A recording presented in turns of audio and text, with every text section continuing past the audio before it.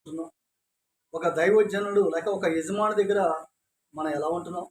యజమాని ఇంకా బాధపరుస్తున్నామా?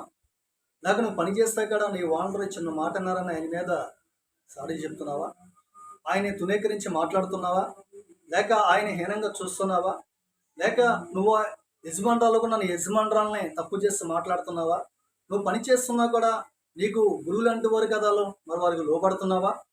ఒక్కసారి నువ్వు ఆలస్యం చేయాలి. ఎందుకంటే ఇక్కడ దైవజనుడు చెప్తున్న మాట వారినే బాధపరుస్తున్నావు అంటే ఈరోజు నిన్ను మంచి స్థితి తీసుకెళ్ళి నేను నిలబెట్టిన వారిని లేక నువ్వు దీన స్థితిలో ఉన్నప్పుడు ఎందుకు పనికి రాని స్థితిలో ఉన్నప్పుడు ఎవరో నీకు సహాయం చేసి నీకు స్థితిలో ఉండు అని చెప్పినప్పుడు మేలు చేసిన వారికి ఈరోజు నువ్వు కీడి చేస్తున్నావా?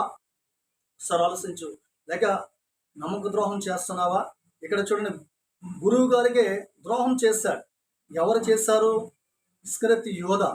అంత మాత్రమే కాదు కానీ ఇక్కడ ఎలీషా దగ్గర ఉన్న గెహాజీ ఏం చేస్తున్నాడు? ఆయనకే నమ్మద్రోహం చేస్తామన్నాడు. ఏ విధంగా చేశాడు? లేనిది మాటలు చెప్పి తన దగ్గర నయమాన్ దగ్గర ఉన్న బంగారం డబ్బైనా తీసుకెళ్ళిపోయి ఇంటికాడ పెట్టేసి వచ్చిన తర్వాత మెల్లిగా సేవకుడి దగ్గర నిలబడితే అప్పుడు సేవకుడు చెప్తున్న మాట ఏంటంటే, నా మనస్సు నీతో కూడా రాలేదా? సరే ఆలోచించాను దీని బిడ్డరా.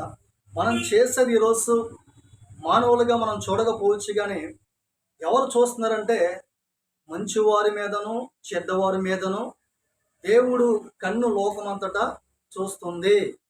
కాబట్టి మనం భయపడాలి. ఎందుకు భయపడాలంటే మనం నమ్మక ద్రోహం చేయకూడదు.